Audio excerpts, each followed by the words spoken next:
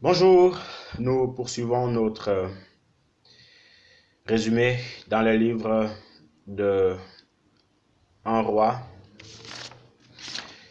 C'est un livre qui comporte 22 chapitres. Donc voilà, il n'est pas très très long comparé aux autres livres. Vous pouvez, par la grâce de Dieu, les terminer en une journée ou en 2 journées. Si vous voulez les terminer en quelques heures, même en 4 heures, prenez 2 heures par, par chapitre. Genre, je m'explique, pas par chapitre, je m'excuse. Prenez 2 heures pour lire 10 chapitres et puis 2 heures autres pour 10 autres chapitres, ce qui vous fait en fait 20 chapitres et puis les 2 derniers chapitres qui vont rester. Donc en bonus, il faut les terminer. Et puis voilà, vous l'aurez terminé, bouclé et vous pourrez passer en fait à la suite. N'oubliez pas toujours de prendre des notes quand vous lisez en fait la parole de Dieu. Ça vous serait très très utile. Et après, si vous voulez aussi faire le résumé de ce livre-là selon comment le Seigneur vous le mettra à cœur. Mais bon, toujours est-il c'est que nous allons poursuivre par la grâce de Dieu. Le livre de 2 rois, voyez-vous, nous raconte la fin de vie du roi David. Et je m'excuse parce que j'ai un peu dit en fait que c'était vers la fin du livre de 2 Samuel qui était mort. Non, il n'était pas mort, mais il était déjà vieux. Et puis en fait, voyez-vous, on avait pris une jeune fille qui devait en fait le garder, le réchauffer. Et dans le livre de, ce n'est que dans le livre de Un roi, le chapitre 2, qui va en fait mourir tout simplement. Donc nous poursuivons. Le chapitre 1 nous montre vraiment en fait la vieillesse de David. Voilà, il a fait son travail comme tout bon serviteur de Dieu, il a fait son travail. Le Seigneur l'a utilisé. Le Seigneur l'a utilisé, voyez-vous. Et puis en fait, le Seigneur l'a aussi en fait appelé dans sa puissance et dans sa grâce. Mais avant de mourir, voyez-vous, frères et sœurs, il va donner en fait ses ordres. Il va donner en fait ses ordres à sa maison. Il va dire à Salomon, et toi, Salomon, mon fils, connais le Dieu de ton père. Sers-le d'un cœur dévoué et d'une âme disposée. Si tu le cherches de ton cœur, il se laissera découvrir par toi. Mais si tu l'abandonnes, il t'abandonnera aussi toujours. Donc voilà, en quelque sorte, en fait, les quelques recommandations que le roi David avait donné en fait à son fils Salomon. Et puis, pendant sa vieillesse, toujours pendant qu'il était aussi encore vivant, Adonijah, donc un de ses fils aussi, en fait, voyez-vous, il s'est autoproclamé roi parce qu'il se dit, bon, c'est à moi que revient la royauté puisque je suis le plus grand. C'est à moi que revient la royauté. Mais heureusement, David était encore vivant pour dire que non, ce n'est pas à toi, mais c'était plutôt en fait à Salomon. Puisque le Seigneur, Dieu, avait communiqué cela à David que ce n'est pas toi qui me bâtiras en fait un temple, ce sera ton fils Salomon qui le fera en fait à ta place. Et c'est pour ça aussi par prophétie, il fallait que ce soit Salomon qui soit roi après David. Et Salomon étant intronisé roi, étant un roi, au chapitre 4, nous voyons comment vraiment Salomon va commencer en fait à faire des mauvais choix puisque il va s'allier avec une femme égyptienne, donc la fille de Pharaon. Il va se rallier avec elle.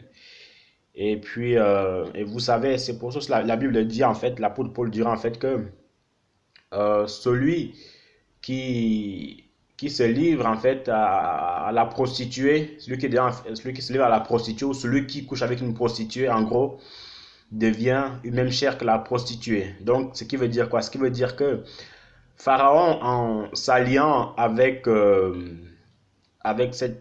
Salomon, je m'excuse, Salomon en s'alliant avec la fille de Pharaon, alors sont devenus en fait une seule chair. Et puis en fait, les péchés et l'idolâtrie de la fille de Pharaon vont se transmettre dans la vie de Salomon. Et vous allez voir par la suite, certes, Salomon a fait beaucoup de choses, de grandes choses pour le Seigneur. C'est aussi, si on doit faire en fait une conclusion dans sa vie, il a servi le Seigneur. Voilà, il a servi le Seigneur avec un bon cœur. Mais petit à petit, beaucoup de négligence en fait lui ont amené en fait à la désobéissance, lui ont en fait amené à la déroute et l'ont en fait amené au fait qu'il s'écarte complètement de Dieu. Nous allons le voir petit à petit. Donc, il va se rallier en fait à la fille de Pharaon.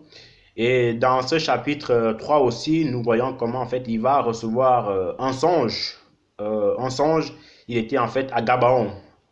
Oui, donc dans le pays chez les Gabaonites, si vous voulez.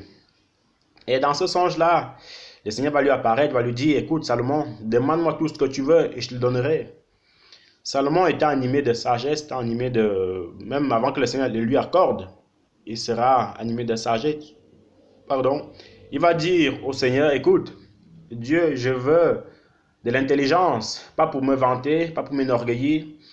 Je veux de la sagesse, pas pour me vanter, pas pour m'enorgueillir, mais pour mieux diriger ton peuple. Parce que c'est un peuple énorme et pauvre de moi, et moi étant un jeune homme, je ne pourrais pas le diriger avec cette petite force-là. Donc j'ai besoin de ta sagesse, j'ai besoin en fait de ton intelligence. Et le Seigneur va dire à Salomon que, écoute, c'est bien ce que tu as demandé, ça me plaît, ça me réjouit le cœur. Et tellement tu étais sage dans ta demande, alors je vais me rajouter au-delà de ce que tu t'attendais. Et le Seigneur a dit à Salomon qu'il veut se donner en fait de la richesse aussi nombreuse qu'un autre roi n'ait jamais eu avant toi. Et je veux un peu m'arrêter au niveau de la prière de Salomon. Ici, comme moi je l'ai toujours dit, je le redirai toujours, en demandant des choses au Seigneur, demandons toujours les choses qui vont arranger le Seigneur et les choses en fait qui vont nous arranger nous. Salomon a demandé la sagesse pour mieux diriger le peuple de Dieu. Il a demandé en fait l'intelligence pour mieux diriger le peuple de Dieu. Et non pour écraser tout le monde. Non, il a surtout vu, amen, Dieu merci, le bien des Israélites. Il a plutôt vu le bien des Hébreux. Donc toi aussi mon frère, ma soeur, vois toujours le bien des autres en premier et non le tien. Et après, une fois que tu les aurais vus, alors le Seigneur t'accordera plus que ce que tu auras demandé. Donc le Seigneur va accorder cette sagesse-là, cette intelligence-là à Salomon. Et Salomon, en fait, d'emblée comme ça, sa renommée va commencer en fait à se propager partout, puisqu'il va y avoir une histoire que nous connaissons quasiment tous, où il y avait deux femmes qui étaient couchées, et puis il y en a une voleuse, qui a son fils s'étant couché sur son fils, et son fils était mort, et puis en fait il a échangé en fait son fils mort contre l'autre femme, dont son fils est encore vivant. Alors on les a amenés chez Salomon. Bon, l'histoire est un peu longue, on va juste abréger. Donc Salomon a dit, ok, donne-moi ces deux enfants-là, donne-moi cet enfant-là qui est encore vivant. On va voir qui est la véritable mère de l'enfant. Alors il a pris l'enfant, il a dit à ses serviteurs, donne-moi l'épée. Non, c'est pas lui qui... ouais. Il a dit, donne-moi l'épée. Et Salomon en fait a tenu l'enfant comme ça, il était en train de le couper, il voulait le couper. Bon, c'est pas en fait au fond qu'il voulait le couper, mais il voulait tester par la sagesse de Dieu, par l'intelligence de Dieu, qui était la véritable mère, qui est-ce qui en fait allait se manifester, parce qu'une véritable mère en fait ne peut pas voir son enfant être coupé comme ça, être décapité comme ça, sans rien faire. Vous voyez un peu. Donc vous qui êtes mère qui écoutez ça, la question que je vous pose c'est que est-ce que votre enfant que vous avez porté pendant 9 mois ou 10 mois, où vous avez eu en fait des contractions, vous avez en fait poussé des cris énormes, même parce que vous avez failli laisser votre vie est-ce que vous allez le voir en train de se faire décapiter comme ça et vous laissez faire? Vous seul en fait avez la réponse. Mais toujours est-il ce que pendant que Salomon tenait l'enfant comme ça, il avait l'épée, il était en train de couper l'enfant, et la femme, la véritable femme à qui était l'enfant, elle a dit non, roi, ne fais pas cela s'il te plaît. J'ai trop souffert pour mon fils, j'ai trop souffert pour cet enfant-là. Je ne veux pas le voir décapité comme ça. Alors s'il le faut, donne-le à cette femme-ci. Mais moi, je paie. Et au lieu que la voleuse puisse dire, ok, d'accord, je prends l'enfant. Mais qu'est-ce qu'elle a dit? Non, non, non, non, non, non, coupe-le, coupe-le, coupe-le. Comme ça, moi, nous tous en paix. Comme ça, moi, elle aura une partie. Moi aussi, j'aurai une partie. Donc, vous-même, quand vous êtes quelqu'un d'assez logique, vous pouvez vous poser la question, mais c'est pas normal. Une femme qui désire qu'on découpe son enfant comme ça et qu'on donne une moitié à chacune, non, c'est pas la véritable mère. Donc, par là, en fait, Salomon a compris que ce n'était pas la véritable mère. Alors, il a pu donner, en fait, l'enfant à celle qui était, celle qui s'est manifestée. Et c'est là que sa puissance, sa sagesse, en fait, elle a commencé, en fait, à se répandre au milieu des Hébreux. Il a encore rendu, en fait, d'autres sentences aussi véridiques, aussi sages qu'aucun autre roi l'ait fait. Et ça venait, en fait, vraiment du Seigneur. Et au chapitre 5, nous voyons en fait comment Salomon fait la rencontre d'un monsieur qui s'appelle Hiram. Hiram était en fait quelqu'un qui était aussi un très très bon personnage. Il était rempli de sagesse, de connaissances dans la construction, puisqu'en fait c'est lui que le Seigneur en fait a envoyé pour construire le temple de Dieu et la maison de Salomon. Et juste une petite parenthèse, bon, ça n'a rien à voir, mais voyez-vous, dans le camp, chez les francs-maçons, ils imitent beaucoup plus en fait Salomon et Hiram. Voilà, c'est aussi en fait, voyez-vous, les francs-maçons utilisent beaucoup les outils de la maçonnerie. Voilà, donc de la construction. Moi, ayant été apprenti dans la construction, apprenti maçon, bon, c'est la vraie maçonnerie, apprenti maçon dans le bâtiment. Il ne faut pas tout confondre. On utilise beaucoup, et normalement, c'est même en fait l'outil essentiel dans la maçonnerie, c'est la truelle pour gicler, en fait, pour faire le crépissage, pour faire voilà, le crépissage. Il y a aussi en fait l'équerre. Voilà, l'équerre en fait pour que les deux murs en fait, l'angle soit vraiment droit, ou même aussi en fait quand vous posez quelque chose pour que ça soit droit. Il y a aussi en fait, il y a aussi un autre, le compas en dessin technique, on utilise beaucoup le compas pour faire des figures, comme aussi chez les architectes en fait. Donc c'est aussi en fait, c'est ça que les francs-maçons ont copié dans la Bible et Hiram et Salomon aussi. Et voyez-vous, en fait, même le trône de Salomon, en fait, c'est le trône où les francs-maçons, en fait, s'assoient. Vous vous demanderez comment je sais tout ça. Bon, on s'informe. Et puis, c'est pas interdit pour un enfant de Dieu, en fait, de s'informer. Il y a des documentaires qui parlent de toutes ces choses-là. Et c'est là, en fait, que je me suis informé. Donc, voilà. Bon, ça, c'était juste une petite parenthèse. Maintenant, continuons par rapport à notre travail. La Bible en fait nous dit que le temple de Dieu en fait que Hiram a construit, que Salomon a construit, il a duré 7 ans. 7 ans de travaux, il était magnifiquement magnifique, hein, très très beau. Et c'est ce temple-là en fait, voyez-vous que l'empereur Titus a détruit en l'an 70 après Jésus-Christ. C'est dommage parce que beaucoup de gens, voyez-vous, ils se disent tellement puissants, mais ils ne savent pas en fait le travail qui a été mené pour construire de telles choses et la grâce que le Seigneur a mis dans ces constructeurs-là en fait. Voyez-vous donc, tous ces djihadistes-là, les Daesh, machin, truc, quand ils détruisent en fait des monuments historiques, de toutes ces choses-là, il faut seulement prier pour cette personne. Hein. Parce que vous ne savez pas, hein, vous ne savez pas les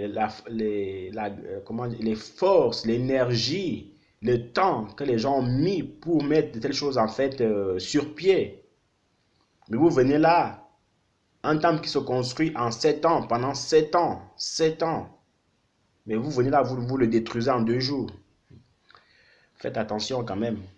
Bon, en tout cas, donc, c'est un temple qui a été construit pendant 7 ans. Au bout de 7 ans, c'est terminé.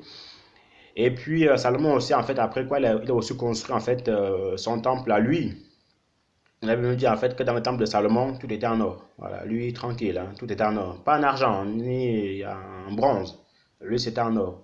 Parce qu'il était tellement béni, énormément béni, que il avait tellement d'argent que la Bible dit, en fait, qu'il rendait l'argent comme les feuilles de papier d'arbre.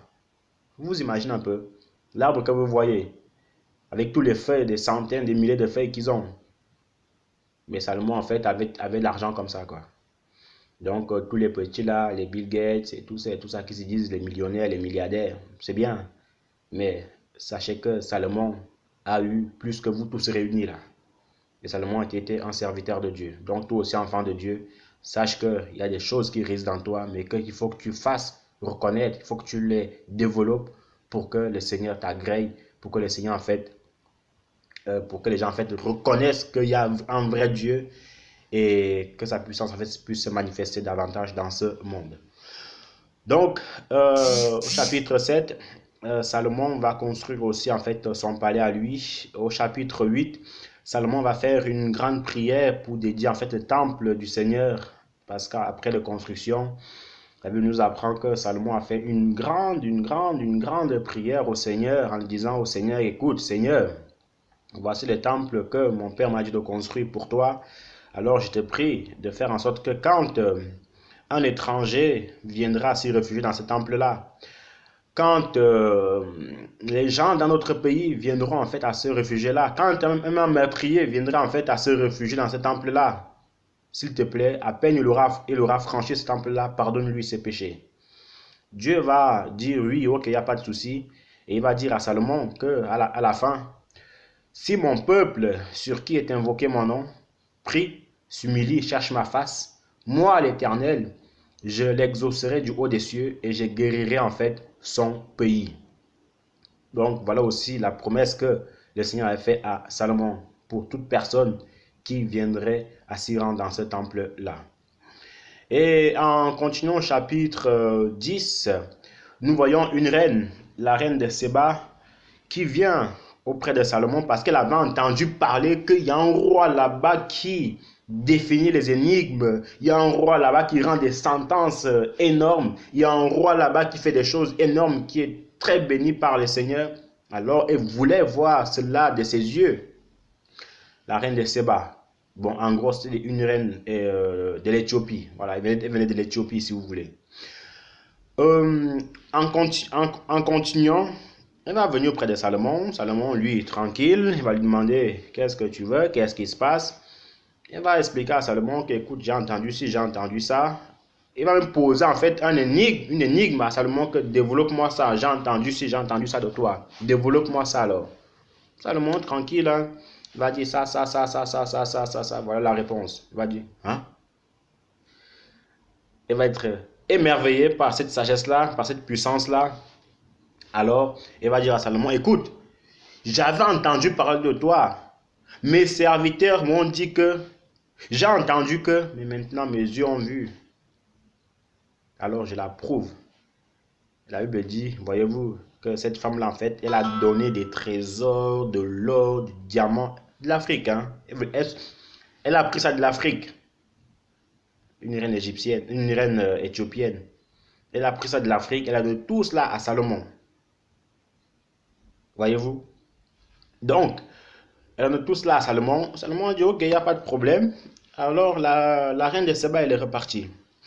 Au chapitre 11, il va y avoir quelque chose de terrible dans la vie de Salomon. Puisque Salomon étant roi, il faisait ce qu'il voulait. Il a, voyez-vous, il a pris des femmes étrangères. Il a pris des femmes de n'importe où et n'importe quelle femme. La Bible nous apprend en fait que ce sont ces femmes-là qui ont écarté son cœur du Seigneur. Des femmes moabites, adonites, phéniciennes, syrophéniciennes, égyptiennes et tout ça. La Bible nous apprend en fait, voyez-vous, que Salomon a eu de manière officielle 300 femmes officielles, donc mariées, et 700 concubines, donc des petites copines, enfin des copines. 700 concubines. En gros, il a eu 1000 femmes. Si vous faites bien le calcul, 1000 femmes. Bon, c'est chaud. Parce que gérer 1000 femmes, déjà, 2 femmes là, 3 femmes, c'est compliqué. 1000 femmes. Bon, même il sait comme il faisait. Mais toujours, tu sais qu'il a eu ces femmes-là. Et ce sont ces femmes en fait qui ont écarté son cœur parce que si vous lisez vraiment en fait le chapitre 11, la Bible dit en fait que Salomon en fait a commencé en fait à se détourner de la voie du Seigneur et il a commencé en fait à construire des maisons, à poser aussi en fait à embrasser, à se marier avec les idoles de ces femmes-là. Comme on le disait avant, celui qui est marié avec une prostituée devient une seule chair avec cette prostituée-là, nous dit l'apôtre Paul. Pourtant, l'ordre de Dieu était aussi clair envers Salomon. Il lui a dit, vous n'irez point vers les femmes étrangères, vous ne les prendrez point. Et souvenez-vous, dans un des résumés qu'on faisait dans le livre de, je ne sais plus quel livre exactement, les rois d'Israël ne devaient pas épouser d'autres femmes étrangères. Et ils ne devaient pas avoir plusieurs femmes. Mais voilà en fait que tous ces commandements-là en fait vont être bannis par Salomon. Il va faire comme il voulait, peut-être aussi en fait à cause de l'orgueil de l'argent, à cause de la richesse, à cause de sa renommée. Comme quoi parfois la bénédiction peut être un moyen de perdition pour nous si on ne fait pas attention. Donc vraiment quand le Seigneur nous bénit, restons toujours dans l'humilité, dans la simplicité. Et c'est par là en fait qu'on avancera. Donc, voyez-vous, Salomon va s'écarter et une fois de plus, ce péché-là, comme on l'avait avec David, avec Ève dans le livre de 2 Samuel, ce péché-là en fait a ouvert la porte à plusieurs autres péchés, puisqu'à cause de ça, il y a eu ce qu'on appelle en fait le schisme en Israël. Par exemple, quand vous lisez le chapitre 12, il y a eu le schisme, donc la division en Israël, la séparation. Il y avait du côté nord et du côté l'est et du côté nord-ouest, il y avait un côté Israël qui avait pour capitale la Samarie et Juda qui avait pour capitale Jérusalem. Et Israël avait pour roi Akab et Juda avait pour roi Josaphat. Et on va aussi le dire, pour ceux qui connaissent aussi la Bible, on connaît qui Akab avec sa femme Jézabel. C'était un roi impie. Bon, à la base, il n'était pas vraiment impie, mais c'est sa femme qui l'a rendu plus impie. Parce que Jézabel était une femme aussi étrangère et Akab s'est marié avec cette femme-là. Ils ont fait un désordre terriblement terrible en Israël. Heureusement, le Seigneur envoyait toujours des prophètes pour les remettre dans l'ordre. Donc, il y a eu ce schisme-là après la désobéissance de Salomon. Et qu'est-ce qui s'est passé après? Bon, il a commencé à avoir des guerres. Des guerres sans fin, sans limite. Et voyez-vous, au chapitre 13, la Bible nous parle en fait d'un jeune prophète qui était parti que le Seigneur avait envoyé auprès de Jéroboam,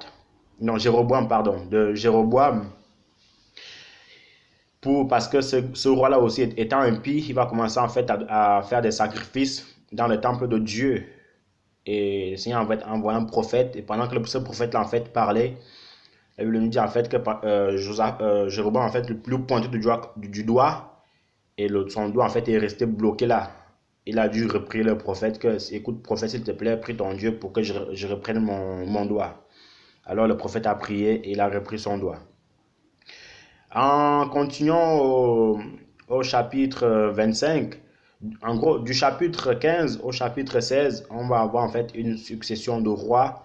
Et à partir du chapitre 17, on voit en fait l'apparition d'un prophète terrible, le prophète Élie. Le prophète Élie et son combat acharné contre Akab et sa maison. Et sa maison qui faisait en fait le désordre en Israël. Il faisait ce qu'il voulait. Au chapitre 18, Élie va se présenter devant les faux serviteurs de Baal. Les faux serviteurs de Baal.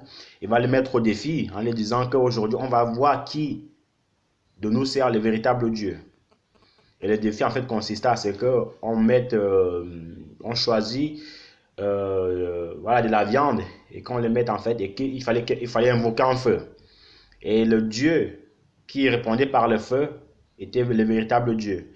Les faux prophètes de Baal ont invoqué ce Dieu-là du matin jusqu'au soir. Il n'y avait rien du tout. Ils ont commencé en fait à se taillarder, à se faire du mal, à se donner en fait des incisions.